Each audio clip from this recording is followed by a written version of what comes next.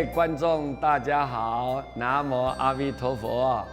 很高兴、很开心的继续为各位来介绍一个题目，叫做“孝能除病”。孝能除病。明朝有一个医圣都是医生的圣人很厉害，他叫李时珍。有一天呢，他路过了一座府城听到说里面的知府他罹患了一个怪病，正要重金来征求这个高明的郎中。这个李时珍呢，因而到了这个府衙要帮助这个知府来看病。李时珍呢，把他把脉诊了脉了以后心里面有底了，已经知道了，那么就对知府就说了：“哎呀，你这个病本不是什么大病，老爷，你这个病是妇人之症妇人之症。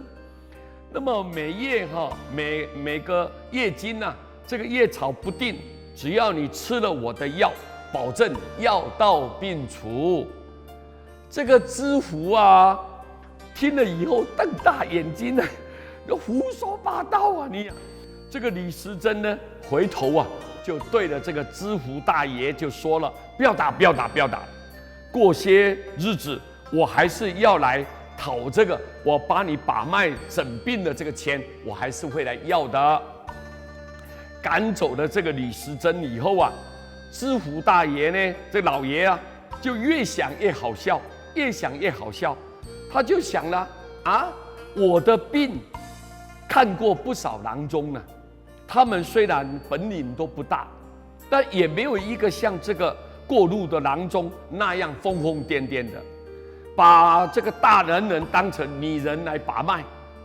他没想起这件事情，就大笑一阵哈哈大笑。说也奇怪啦，他生病的时候他失去了饥饿感，但是笑过了以后却很想要吃东西，而且饭量每一天增加，病也慢慢的康复了。这个知府呢，老爷呢，那个慢慢好了以后这个李时珍这个医生呢，又到了这个府衙呢，就对这个知府老爷说：“实话给你告诉你你得的是一种气闷在胸、五焦不热的这种病症。这种病呢，只要有用笑才能治得好，要笑，开心的笑出来才能治得好，一笑百病除了，自然你就散气，自然你就顺心，通脉活血，那么你就这里面的郁闷就会变成很顺畅。要是我直接说你什么病症的话，你就笑不出来了，所以病也就会治不好。我故意说你男人你得到妇人的病，你会觉得很荒唐，但想起来你就会笑，病才会好起来的。所以世界每一个国家都现在成立一个爱笑俱乐部风行已经多年了。会员在笑声当中建立一个很乐观、进取、养成正向的思考习惯，解除压力的方法都很多，但是笑是一个最简单、最容易的方法。笑是免费的良药，也是肌肉紧张最佳放松剂。所以多笑，身体才会健康。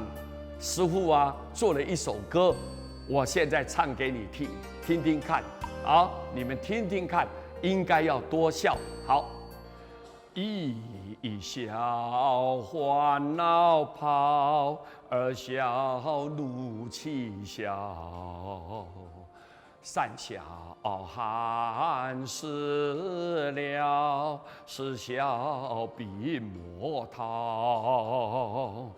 无效永不老，留下了逍遥。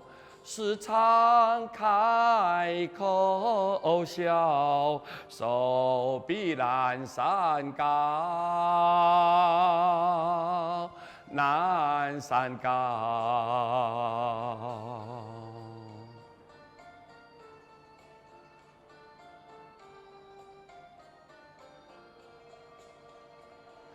南无阿弥陀佛，南无阿弥陀佛，南无阿弥陀佛，南无阿弥陀佛，南无阿弥陀佛，南无阿弥陀佛。